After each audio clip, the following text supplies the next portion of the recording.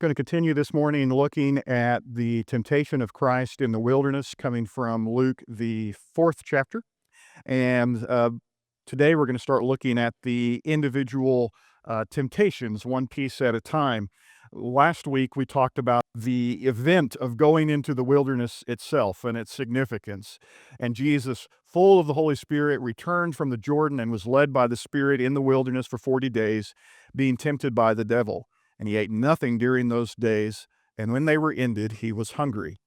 So it's this period of time that Jesus is focusing his attention on God in prayer and in fasting, uh, an important part of the Christian life.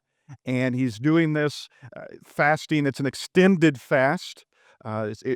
Reflects and represents some of the famous fasts of the Old Testament, like of Moses and Elijah and others we talked about last week. And it's during this time that he's tempted. Um, and so, what the text does is it portrays to us and conveys to us some of those temptations, three of them in particular that are the more famous, apparently, the well-known ones that are recorded both in Luke and in Matthew.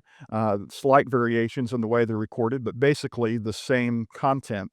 And I want to look at each one and its significance, because what we tend to do is when the preacher wants to preach on the temptation of Jesus, we'll do it all at one time. There's three temptations, and preachers love to do 3-point sermons, and so we just do them and move on. And we kind of don't take time to really stare at it a little bit and think about the significance of each one, because each one has something significant going on with it. They all have something that's on the surface that is easy for you to understand. And let me just say, that's fine. There's nothing wrong with that. I like easy sometimes. There's nothing wrong with that.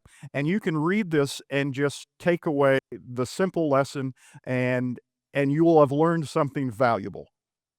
Does that make sense? You will have learned something valuable from that. So in Luke 4 and verse 3, the devil said to him, "If you are the Son of God, command this stone to become bread." And then you may remember what Jesus responds is, "Man shall not live by bread alone, but from every word that proceeds from the mouth of God." So on the simplest form, Jesus was fasting. He had committed himself to a fast, told God in some fashion, "I'm going to fast in communion with you." And the devil comes along and says, "Don't do that." And Jesus says, "Yes, I will do that." Okay. On the surface, that's all there is to it, right? It's very simple. There's no obligation not to eat under ordinary circumstances. Okay. Today, when you leave here, I assume you're going to go home, or as Dennis told us, get in the car, and you're going to go and find something to eat or make something, and you're going to eat it, and you're going to be full. You're hungry during the sermon, and the preacher won't shut up. And so all you can think about is being hungry, and then later you go eat, and you're full. And now, if you weren't thinking about being hungry, you are, because I said something about it. Nothing wrong with that in principle, right? But Jesus had committed himself to a fast, and so Satan says, "Don't do that." And Jesus says, "Yes, I will." On simplest terms, Jesus' response, "Man shall not live by bread alone," is just a proclamation of the fact that there's more important things in life than food. Okay? So you can take that, and if that's all you want out of this today, that's fine. You can take that home with you and think on it and reflect on it, and that is plenty. But I want to suggest to you that there's a little backstory to this that will enrich it for you, and we'll end up kind of back at the same place. But if you'll take the journey with me, back through a couple of Old Testament texts, as I'm prone to do, come back to Luke, what you find is that there's some backstory here. Because what occurs to me when I read this story is a question: why start here? You've got Jesus, so let's say you're Satan in this story, sorry. You got Jesus right where you want him. You can throw any temptation you want at Jesus. Okay? You get to take a shot at him, and if he falls, then presumably the whole plan and enterprise of God falls with him. Any temptation, you get one shot, or even, let's do it like in the text. You got three chances. What's your leadoff hitter? What's your number one temptation? I'm going to crush this guy with this one. And you say, turn some stones into bread. Well, that wasn't like first on my list. And of course, thinking maybe if I hadn't eaten in 40 days, maybe that would be first on my list. But to me, it seems a little like an odd place to begin. Why focus on that? Why is that the temptation? What I'd suggest to you today is it's this temptation because it had worked before, not on Jesus, but on Jesus's people. But if you remember last week's sermon, this isn't the first time people had spent time in the wilderness.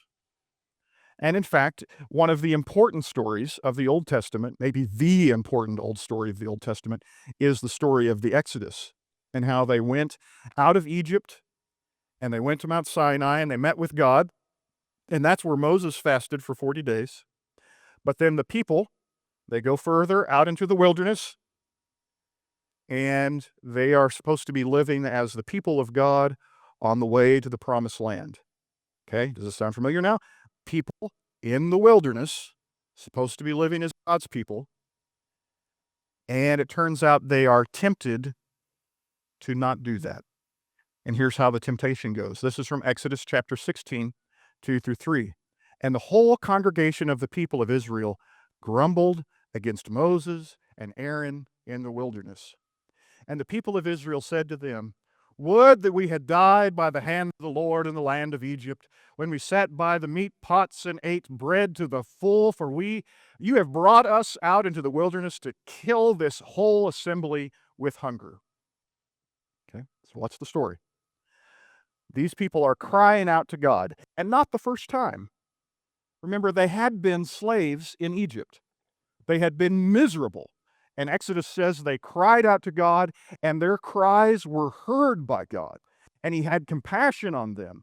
And he sent them Moses, and he rescues them from the hand of Pharaoh, from soul-crushing, humanity-breaking captivity. He rescues them with a mighty hand from the most powerful man on the earth.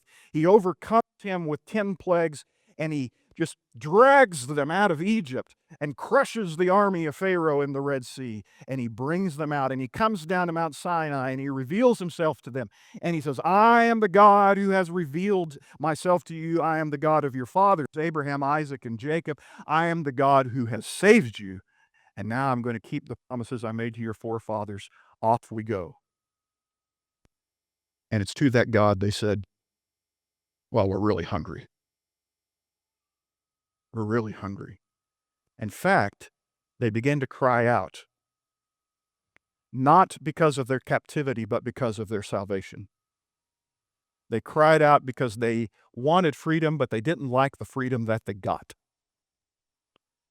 And so do they say to God, not just we're hungry, they're a little bit dramatic. Okay? Parents know this one. Your kids don't tell you that. No child has ever come to a parent and said, "Father, dearest, I am mildly hungry today." Never happened once. What do children say? "I'm dying. I'm starving. I haven't eaten in like an hour." Right? And it's this overly dramatic everything. This is the end of the world. If I don't get macaroni and cheese in seconds, I will pass from this life into oblivion. You have never fed me before this very moment. I've never even seen food, right? It's this overwhelming, overdramatic despair that children summon up when they're hungry. Like you aren't the same people who fed them every other time. And as parents, sometimes you say that. "Have you ever starved?" To which they say, "Not yet." But there's always a first time, right? But as a parent, you say, "I fed you. I fed you this morning. I fed you last night. I fed you at noon. I make your meal for you to take to school. I feed you every other time, 3 times a day for your entire existence. Why do you think today is the time that I forgot you get hungry and just didn't plan ahead? Oops, sorry.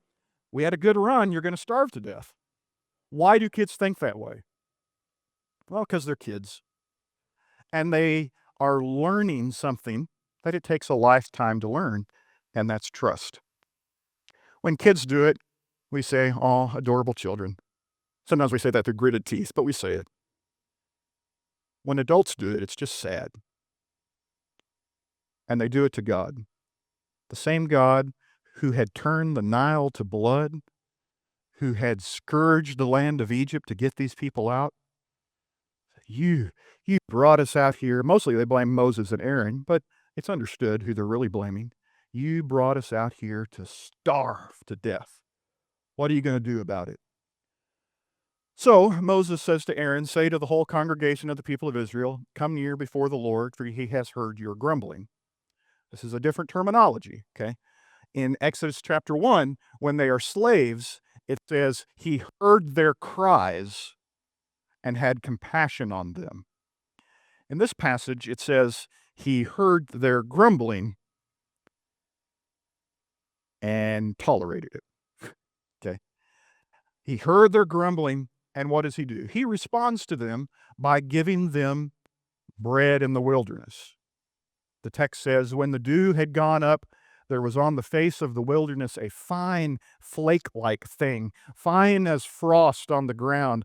And when the people of Israel saw it, they said to one another, what is it? Which is, of course, what they said if they were English-speaking people, but they were Hebrew-speaking people. So what they said was, manna. In Hebrew, the expression, what is it, is manna. What is it? So they walked out their tent, they saw this stuff, and they said, manna? And Moses says, yes, that's exactly what it is. And that's what they called it. Manna. What is it?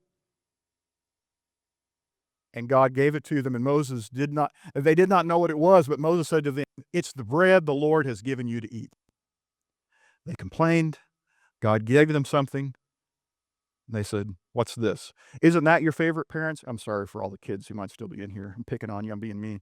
But isn't that your favorite? Your kid says, we're starving and we're going to die, and you make them something, and they say, well, that's not what I wanted. Does that make you feel real good? No. Now, whatever tolerance you had before is gone. And that's what they do to God. God says, okay, fine. I won't strike you dead and start over. But here's something miraculous, bread like dew on the ground. Something that they had never seen before and didn't even understand. Manna, bread of heaven. And they said, well, it's not what we wanted. And that's not even the last story. Wouldn't that be nice if they learned their lesson? They said, apparently God knows what he's doing. We should trust him. He'll always take care of us. Sorry about the chapter 16. We'll never do it again. Well, that's not what happens. It would even be nice if years and years and years later, they forgot the lesson and had to learn it one more time. But that's not what happened. You simply turn the page in your Bible. You're in chapter 16 and they think God is going to starve them. And in chapter 17, they think they're going to die of thirst. Same people, same story, just different element. Therefore, the people quarreled with Moses, said, give us water to drink. And Moses said to them, why do you quarrel with me? Why do you test the Lord? And Moses gets it at this point. Do you understand what you're doing? This is now 2 days in a row. You're picking a fight with God. This is not a good idea. But the people thirsted there for water, and the people grumbled against Moses and said, why did you bring us up out of Egypt to kill us and our children and our livestock with us? Again, they're not complaining about the slavery and the captivity. They're complaining about their freedom. They're complaining because God saved them, but he didn't save them the way they wanted. They think God just hadn't thought this through. They don't trust that the same God who parted the sea could probably find some water for them. The God who created them and covered the earth with water might not know where the water was. And they don't trust. And they said, and again, the overdramatic bit, you brought us out here to die. Same people who had been begging, please save us, say, well, that's not what we had in mind. So in the text it continues, and the Lord said to Moses, pass on before the people, taking with you some of the elders of Israel, and take in your hand the staff with which you struck the Nile, and go. Behold, I will stand before you there on the rock at Oreb, and you shall strike the rock, and water shall come out of it, and the people will drink. And Moses did so in the sight of the elders of Israel. Why take that staff? Isn't that kind of interesting? He says, take that staff with you. Remember the one that demonstrated my power to the pagans in Egypt? Remember the staff that you held up and it was the representation of God is greater than the Nile, and God has this power. You remember that staff? Take that same one, only now instead of trying to convince Pharaoh, convince my people with it. That the same God has the same power. That the same God who rescued you yesterday isn't going to let you die of thirst today. Hold that staff up in front of them and see if any of them remember who I am. And they do.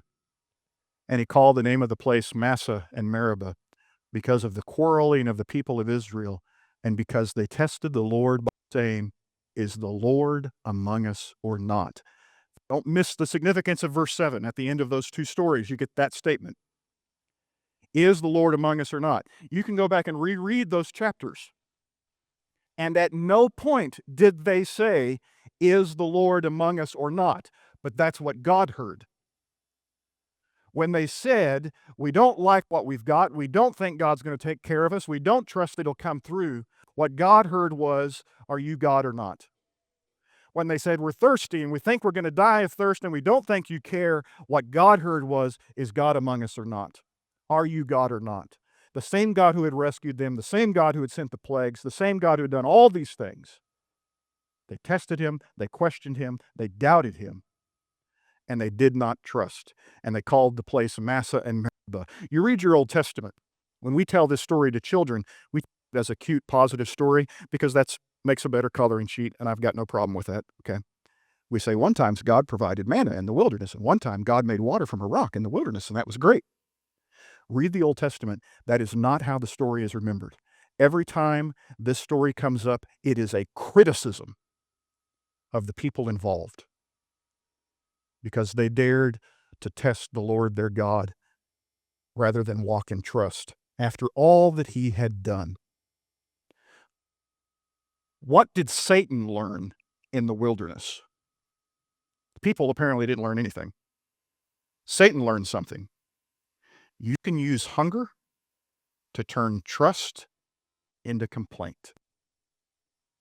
The same people who will follow God on one occasion, make them uncomfortable, make them unhappy, point out that somewhere in their life things could have been a little better. And instead of trusting God, they will complain about the same God who saved them. Satan found a little hole in humanity's heart, and he says, now I know where to poke him. He used hunger to turn trust into complaint. And so he sees Jesus of Nazareth in the wilderness 40 days, hungry. And he says, well, if you are the Son of God, command this stone to become bread. Is the Lord among us or not? Just admit for a moment, Satan says, that those people were really hungry and they had a point. Admit for just one moment that sometimes this God you trust in doesn't provide for your every need, and you have to take matters into your own hand. Admit for just this moment that you're hungry and God isn't going to do a thing about it. Are you the Son of God or not? Is the Lord among us or not? Are you the same God who provided manna in the wilderness? Are you the same God who, remember this is Satan speaking, not Ben. Are you the same God who recognized his mistake, that he had ignored his people and heard his cries and gave them bread? Are you that same God? Will you just admit that it stinks to be hungry and make yourself some bread? Jesus, you're not against making bread. He does it all the time. It's one of his favorite tricks. Jesus, don't you know, you're going to, in a few chapters, feed thousands of people with loaves and fishes. You've got no problem making bread. Just admit you're hungry. Admit God hasn't done a thing for you. And make yourself some bread. Just admit those people in the wilderness might have had a point. And sometimes God isn't all he's supposed to be. If you are who you say you are, just do something about it. And then when you're done, feed everybody else that's hungry. In this world that God made, there are hungry children. And here you are, the Messiah, who could make all the bread anybody could ever want. Just do something about it. I think there's a lot of questions tied up in, if you are the Son of God, turn these stones into bread. Which is why it's so important then to notice Jesus' response. Jesus answered him, "It is written, man shall not live by bread alone." First point, very important.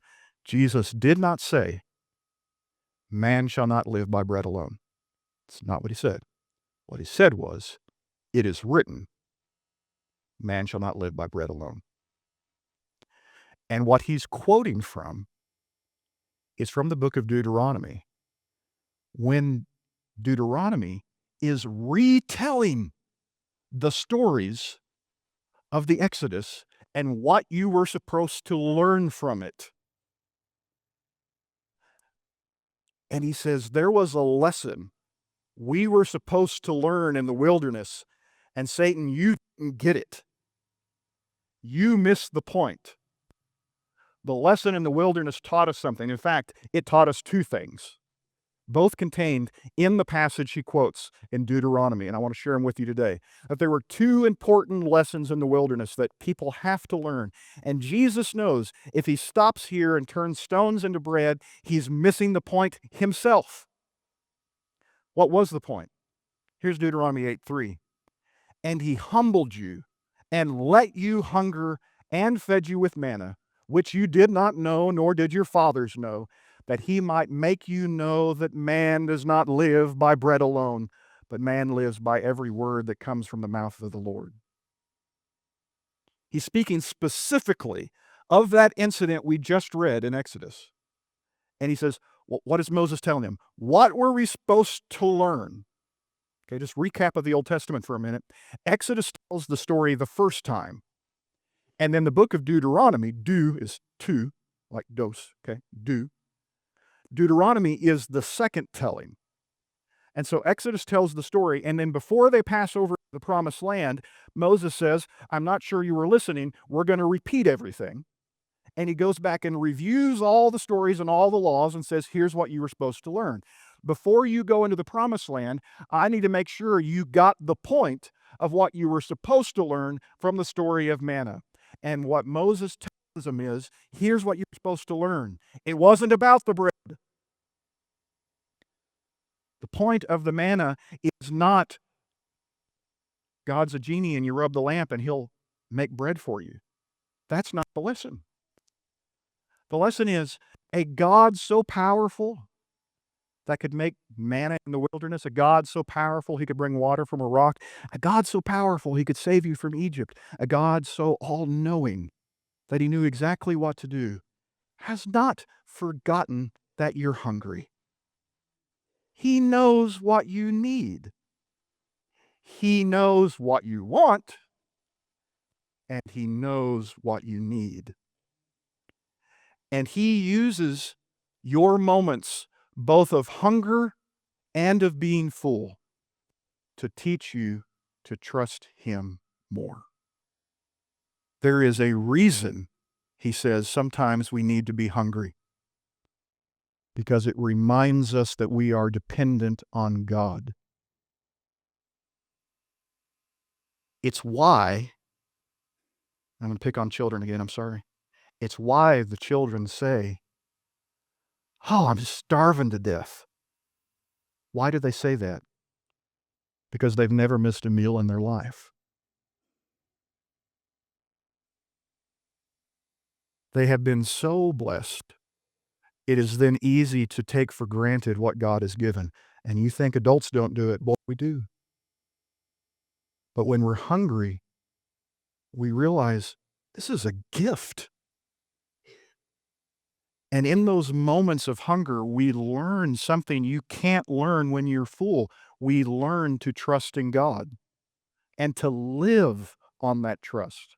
Man lives by every word that comes from the mouth of God. I don't think that's saying stop eating and read your Bible.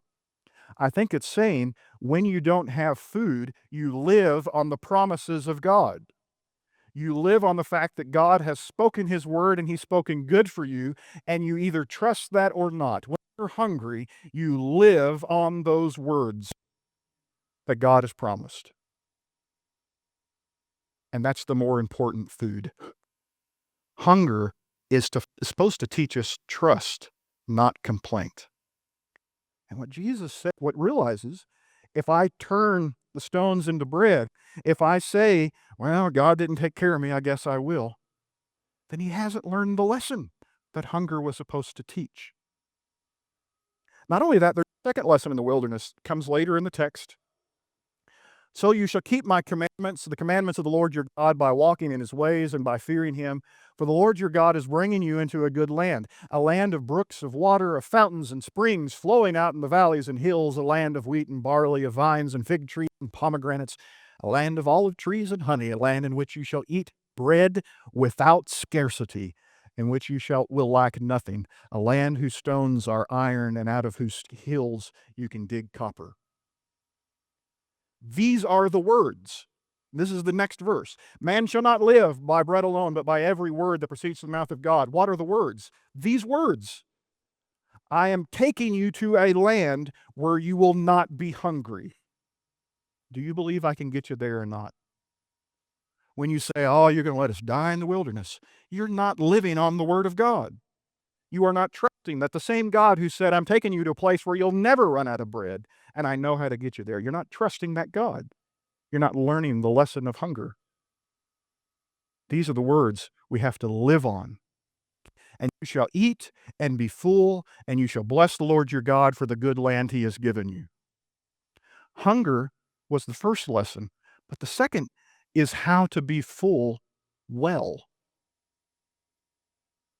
God intended to bless them. He's going to bless them. It's going to be magnificent. But if you read verse 11, which I didn't put on a slide, he says, but this is the time for you to be careful. Because when you get full, it's very easy to forget the lesson you learned when you were hungry. When Israel enters that land and they have more food than they know what to do with, Moses says this is going to be a very dangerous time for you.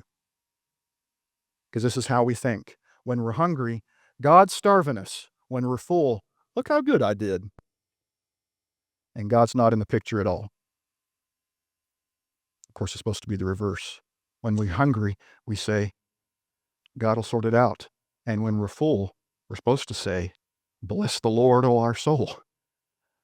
Learning trust when we are hungry teaches us gratitude when we're full. It teaches us how to be grateful. It helps us remember the source of all those good things. And there's simply no shortcut. Jesus himself had to learn this lesson. And I point this out every time I point this out, that this is a point that blows my mind. Every time I preach it, I am just scandalized by the idea that Jesus learned through this experience. The all-knowing, omnipotent God became flesh and learned something. He learned something from hunger. Listen to Hebrews chapter 5, 7, and 8. In the day of his flesh, Jesus offered up prayers and supplications with loud cries and tears to him who is able to save him from death. And he was heard because of his reverence. Although he was a son, he learned obedience through what he suffered. Jesus learned from hard times how to trust in God. And he wasn't going to let Satan rob him of that experience. It was important that he be hungry once. It was important that he know what that meant. It was important for him to learn to trust God when he was hungry, because, as I said last week, there was a harder day coming. A day when he was not only going to be hungry, when he was not going to only cry out, I thirst, but he was going to cry out, Eli, Eli, lama sabachthani, my God, why have you forsaken me? And it was in that moment he was going to have to trust that the God who left him to die on Friday would raise him up on Sunday morning. And he was ready for that day because he learned to trust when he was hungry many days before.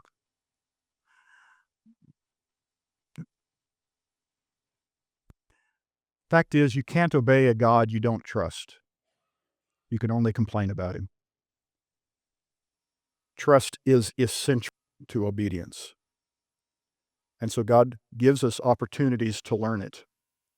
And the challenge of mature faith is not to skip those opportunities, but to learn from it. So here's the application today, and it's very straightforward and simple.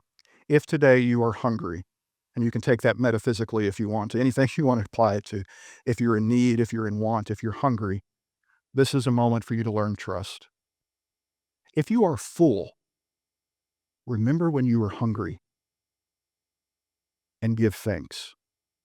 If you are complaining, repent, because you're not learning the lesson that God is using your life to teach you.